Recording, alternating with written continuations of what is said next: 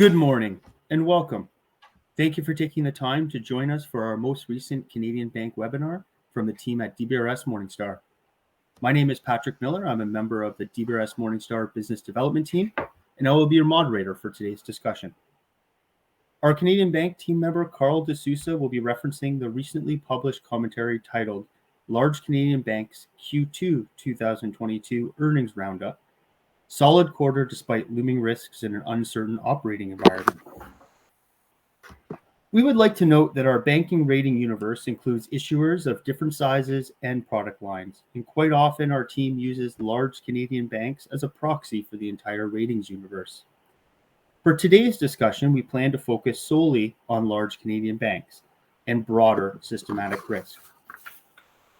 In addition to our published commentary, Carl will reference some systematic data that was included in the Financial System Review 2022 that was published by the Bank of Canada on June 9th. Following the conclusion of our discussion, we will have time for questions. So please submit any Canadian bank-related questions, even if they fall outside of the material discussed. You can submit those questions via the Q&A box on BrightTalk screen as they arise during the presentation. Without further ado, I'd like to turn it over to Carl, who will take a few moments to introduce himself before we begin our discussion. Thank you. Thanks, Patrick. As Patrick mentioned, my name is Carl de Souza, and I'm a Senior Vice President in the Canadian Banking team with DBRS Morningstar.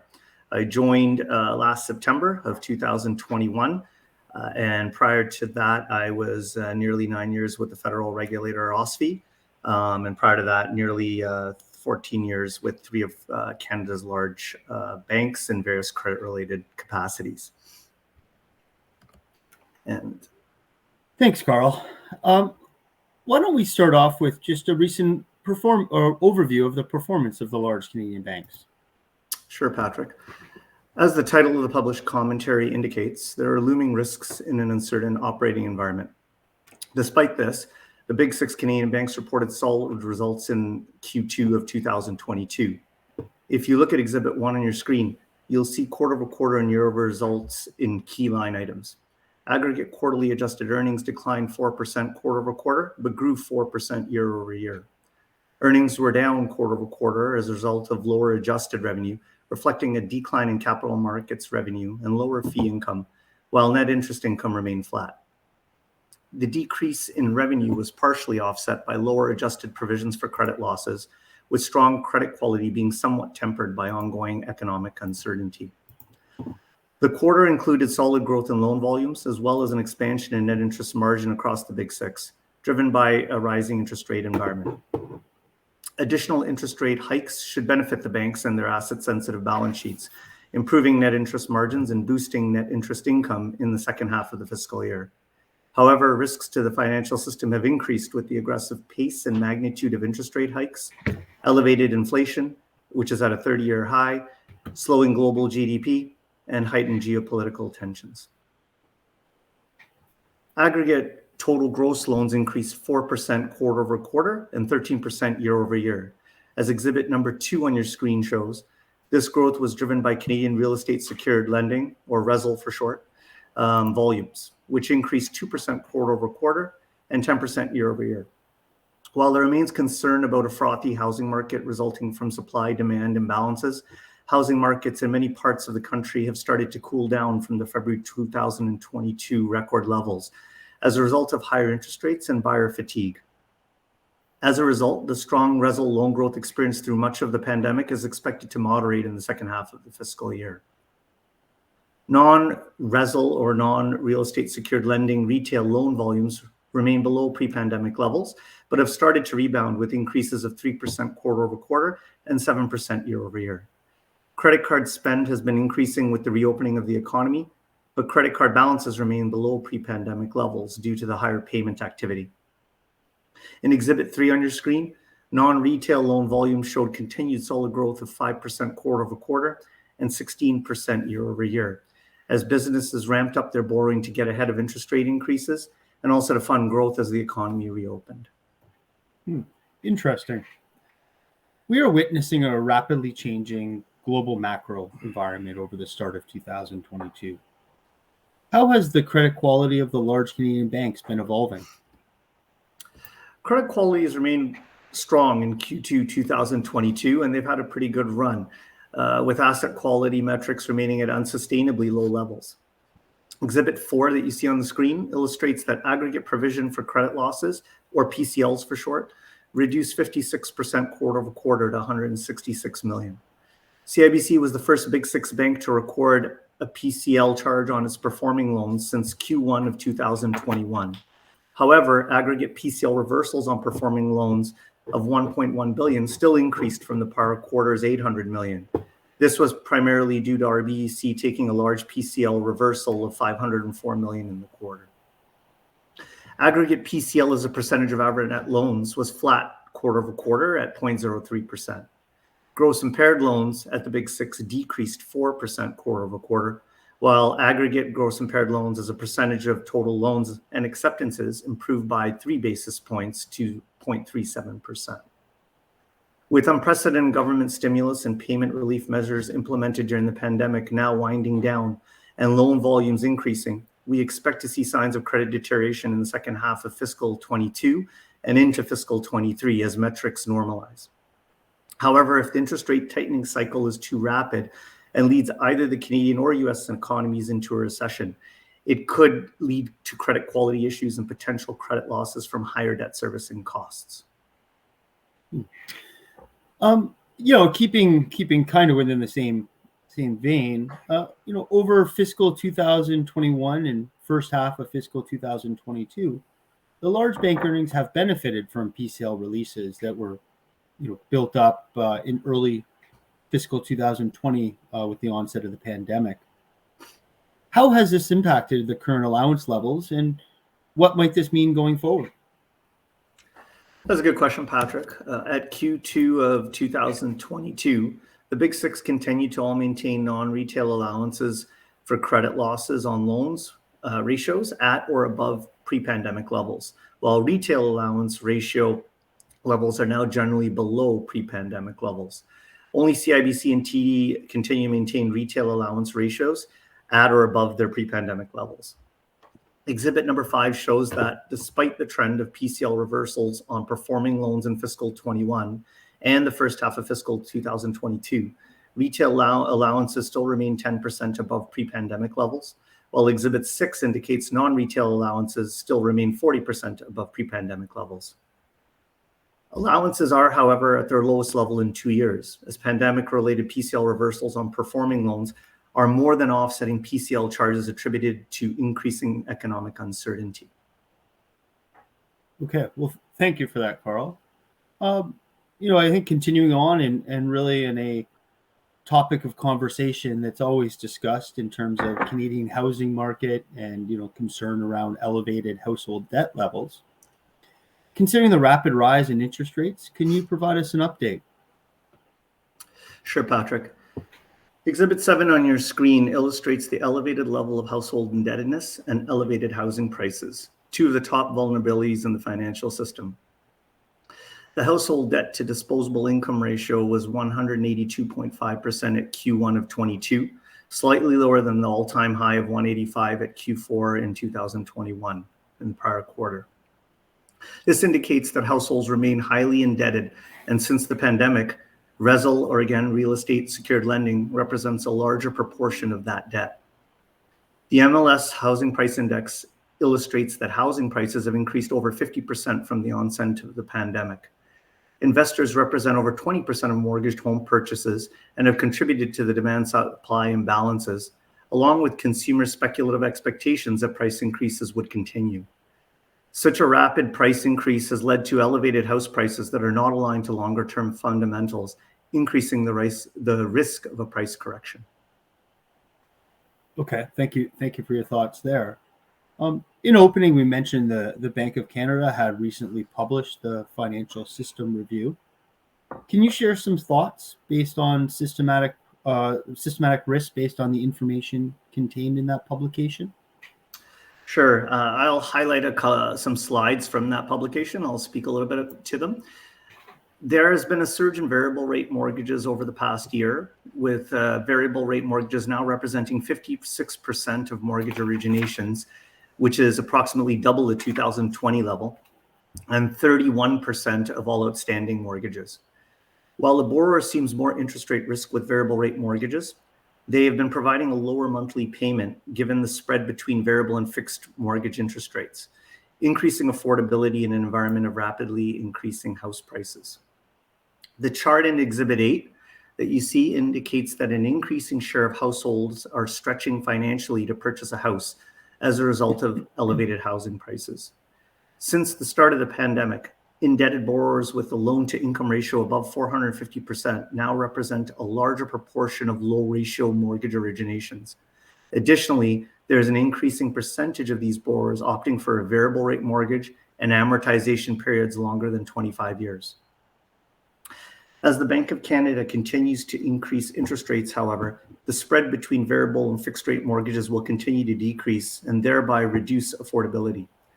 Additionally, borrowers will qualify for less because of the higher minimum qualifying rate, or MQR, requirement under the federal regulator's stress testing requirements for mortgage originations.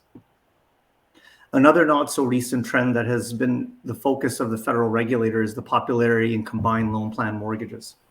The product is essentially a combined mortgage HELOC loan plan that has both revolving and amortizing features. The features of this product can make it more difficult to assess credit risk due to the readvanceable nature of the products.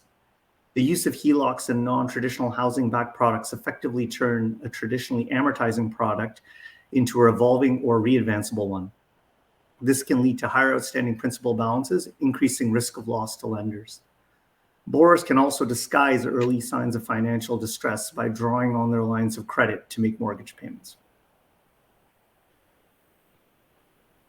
And so on slide 8, Exhibit 9 shows that the share of highly indebted households in 2021 with a loan-to-income ratio above 350% will surpass pre-pandemic highs. So you can see on the chart there that there is an increasing share of indebted households. And the Bank of Canada and OSFI, the federal regulator, they look at these loan-to-income ratios, which are the proportion of mortgage-related debt to income. And they often demarcate 350% and 450% as levels in their analysis to start looking at higher debt levels. On the next slide, Exhibit 10 illustrates that while individual savings have materially increased during the pandemic, more highly indebted households have smaller liquidity cushions and are more vulnerable to declines in income, rising interest rates, and inflationary pressures. So there's been a lot of discussion around the massive amount of savings during the pandemic. And while that is true, this chart is somewhat intuitive and illustrates the fact that the lower your debt levels, the higher your savings during the pandemic. So you are more vulnerable at higher levels of debt, or as this chart shows, loan to income or debt to income ratios above 350%. So one little point of difference is the prior slide showed loan to income. This is debt to income. So this is all debt over income for all households in Canada, whereas the loan to income ratio is mortgage debt to income from mortgage borrowers. Interesting information that we've been able to glean from that report. Thank you very much for your insight, Carl. We've really reached the end of our prepared comments now. So, looking for audience participants to start, sharing some questions you may have.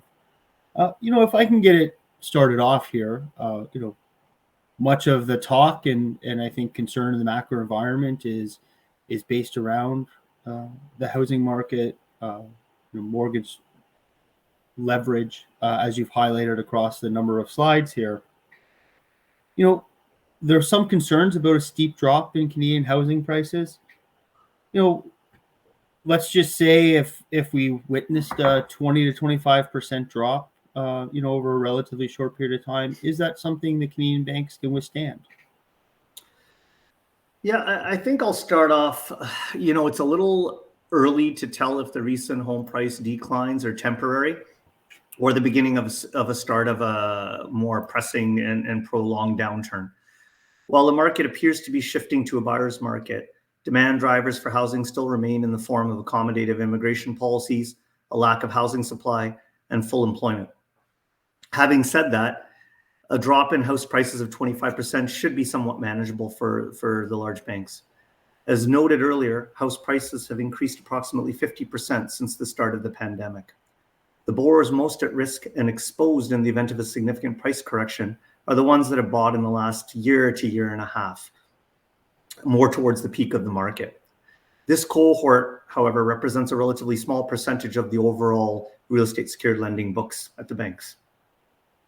The credit quality at the Big Six also is very strong, with strong credit bureau scores and an average loan to value of approximately 50% on their Canadian residential mortgage portfolios. Additionally, approximately 23% of their RESL portfolios are insured. The large banks also have strong capital positions with an aggregate CET1 ratio or Common Equity Tier 1 ratio of 13.4%. Each bank continues to maintain a significant capital buffer above the regulatory minimum of 10.5% for domestically systemically important banks. The Big Six will likely continue to utilize additional share buybacks in the second half of fiscal 2022 to continue deploying some excess capital. However, they do have flexibility on when and how many share buybacks they undertake. So if economic conditions deteriorate much worse than anticipated or an accelerated pace, they do not have to do additional share buybacks, but the option is there for them, if they choose to effectively deploy capital. Having said that, we anticipate that the CET1 ratios will return over time to the pre-COVID range, somewhere between 11 and 12%, after accounting for the acquisition and share buyback activities. This year, there's been numerous acquisitions, primarily major ones from TD and BMO that will close in the ensuing months. And those will have a downward impact on those respective bank CET1 ratios. Also, share buybacks will have a downward impact. And to the extent that they do more share buybacks, that can obviously bring down the CET1 ratio as well. And so that is, the expectation, again, provided that the economic situation doesn't continue to rapidly deteriorate. Additionally, okay, the Bank of Canada also conducted a stress testing exercise to evaluate the resilience of the banking sector to a large and persistent economic shock that included a severe and prolonged recession. They employed a 5.8% decline in GDP lasting 6 quarters. And they use this to test the capital position of the domestic systemically important banks, or DSIBs, in Canada. With no remedial fiscal and monetary policy measures, the banks incur significant financial losses but remain resilient. The banks would breach the capital conservation buffer during the first 2 years. Although the decline in their capital ratios would be sizable, banks are viewed as remaining broadly resilient because the capital ratios remain above the regulatory minimum of the 4.5. The banks continue lending throughout this scenario, according to the Bank of Canada study. The bank's resilience is supported by solid liquidity and ample capital positions, a robust capacity to generate revenues, even in times of stress, and sound underwriting practices. Interesting. So again, out to the audience, please, any questions, large Canadian banks, or really anything across our ratings universe, we could go outside of the topic if you wish to share. I wanted to go back, and I'm moving back a couple slides here, Carl, because myself going through this, I found this slide here, which I know you pulled from the Bank of Canada publication. Quite interesting. There's been a lot of talk, over the last number of years of the liquidity buffer, we'll say, built up by individuals with not having a regular spending rate through COVID, etc.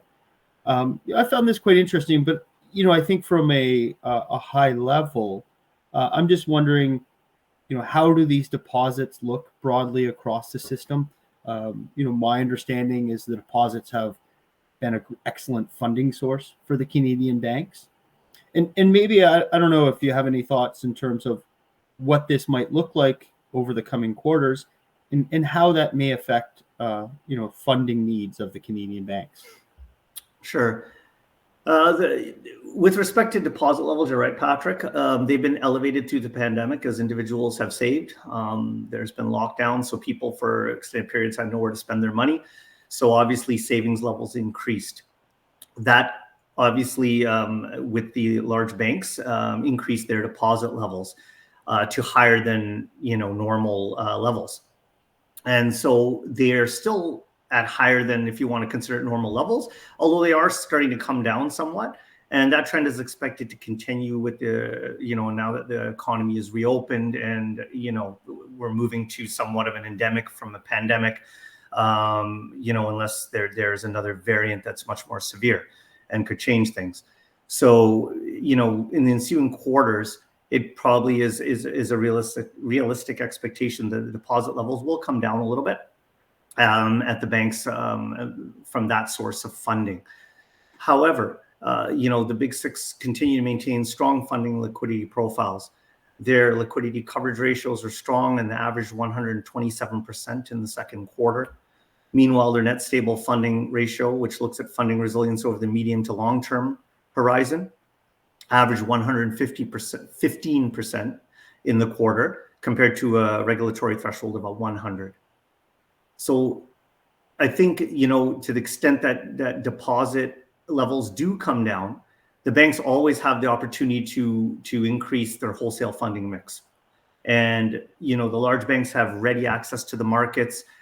Their wholesale funding mix is well diversified. They utilize multiple different instruments in that wholesale funding mix. So, as deposit levels start to kind of normalize, if you want to call it that, they can go back and access incremental levels of wholesale funding as needed. Okay, wonderful. Thank you. We do have a question that came in here, and I'm going to add a little to it and make it a little more general, for you.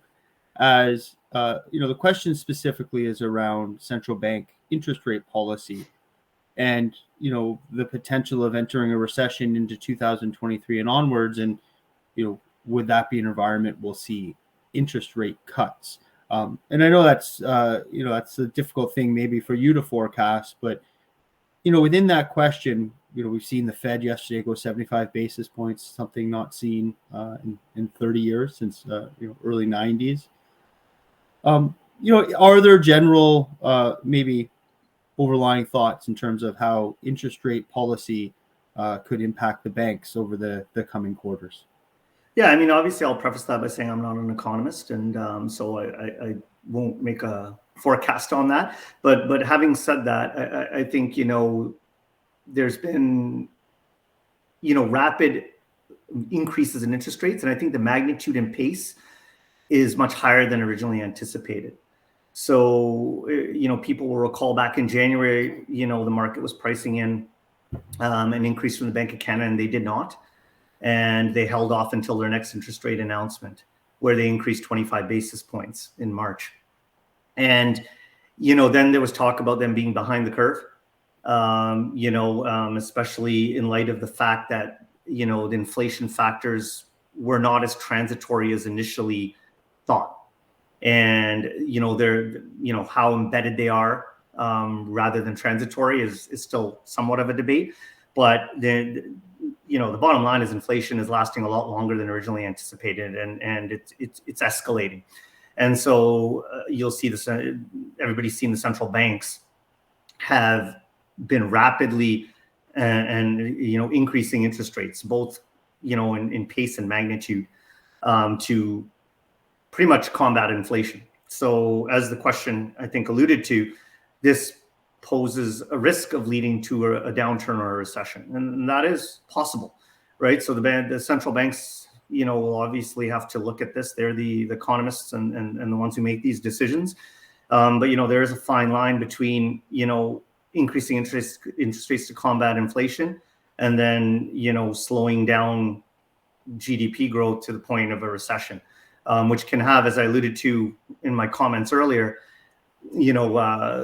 potentially lead to incremental credit quality issues. right? And so the central banks obviously have a big task on their hands. Yeah, I guess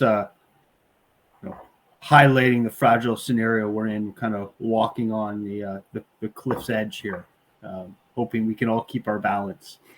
I'll wait on and give everyone else in the audience another minute or two if there's any additional questions that want to come in. But I really just have one more for you, Carl. And underlying central banks and the actions they're doing is inflation. And I think we know across various industries and sectors, how inflation impacts. Just thinking, is there, notwithstanding the interest rate component that we've covered quite dramatically, is there other, negative impacts to be concerned in terms of a bank's operating environment or challenges that this elevated inflation environment, could pose within their business? Yeah, sure. I mean, inflation reduces everybody's purchasing power, right? And so from that standpoint, people have less money.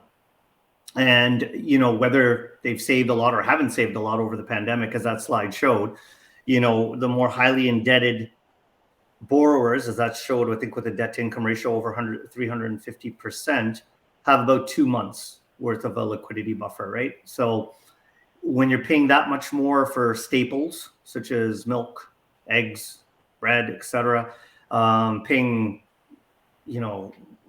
crazy prices for gas for their vehicles and things like that, you have less in your pocket, right? And so if you have less in your pocket, and the savings that have been built up through the pandemic aren't as broad based, as that chart showed, right? They are somewhat concentrated, the higher levels of savings. So it does pose risk there where borrowers become more pressed. And that can lead to other issues, right? As interest rates continue to increase to try and combat these inflationary pressures. So I think, yeah, for sure there can be a trickle down impact. Interesting. Well, we have no more questions coming in now, and I know we're getting on close to a half an hour in total here. So I think we'll leave it there, unless I don't know if there's any last thoughts you'd like to share, Carl. Yeah, I think with respect to the banks, there's a lot of headwinds coming, and there's also a lot of uncertainty with respect to those headwinds. So everybody's trying to navigate through that. They are coming from a position of strength, as I've reviewed, in their recent performance. And so that should bode well for them. As I also alluded to, the Bank of Canada stress test shows that, while a very severe event would lead to, material losses, they would continue to remain resilient. And so, it's really hard to predict where things are going to go, because there's lots of, things that are happening right now with the Russian invasion of Ukraine, which is, exacerbated inflationary pressures and supply chain disruptions that were initially brought on by COVID. There's also, COVID, which a lot of people tend to kind of forget, right? So the extent that there is a more disruptive and severe variant that comes, that can also now add further to the uncertainty in the market going forward, right? But so again, lots of things to navigate going forward and to monitor and to look at. But the good thing is that the large banks are coming from a position of strength, and all else being equal, they should be able to manage and navigate the uncertain environment. Well, thanks for that. And I tricked you a little bit here, because we've had a question come in, and I think it's an interesting one. I'm going to add a bit to it, but the question itself is there geographical data around savings rates? Giving the example of, i.e., is there, could we compare the indebted level of residents of Calgary, versus Ontario? So, and I guess from that, does that highlight more vulnerable areas of Canada? I'm sure there is data. I wouldn't know it off the top of my head. I know there's obviously we have data on that's public with the large banks on their mortgage books by province, and it shows what their loan to values are by province, right? So at the same time, saying that, you can automatically assume that prices are much higher in GVA and GTA, but incomes are also theoretically higher in GVA and GTA. So, but the question is, are they compensating for the higher prices, right? That are quite astronomical in those two main city centers, right?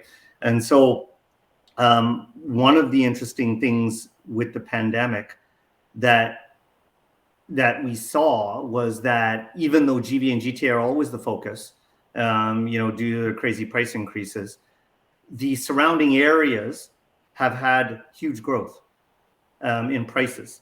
And the reason for that is that after the onset of the pandemic and extended working from home, people took that opportunity to move further away from the city centers, right? Because, they didn't need to make their way into offices, right? So that pumped up, the general price levels of places outside the city centers, like places like Hamilton, Milton in Ontario, right? And suburbs outside the city center. And so, traditionally, those rapid price increases in those suburbs can make them more vulnerable to price decreases. So to answer the question, yes, there is, and it's publicly available information on the large banks' mortgage books by province. Income levels, I'm sure there is. I can't recall, the disparities, but I would venture to gain that the income levels in Ontario and Toronto in particular are higher than other places in the country. At the same point in time, there was a point that Patrick made in his comment. If you look at Calgary housing prices, they're much more affordable, relatively speaking, than Toronto prices, even if you took incomes into account, right? So Calgary is one of those markets that hasn't shot up near quite to the same degree as some other areas in the country. Interesting. Well, thank you for those added comments. Maybe that gives us a guideline of a topic we might be able to dig in a little further. Next time we're set up to join the audience here, because as we working to maintain these on a somewhat regular basis. So we'll leave it there. I'd like to thank everyone who joined, and we hope that you found this discussion informative.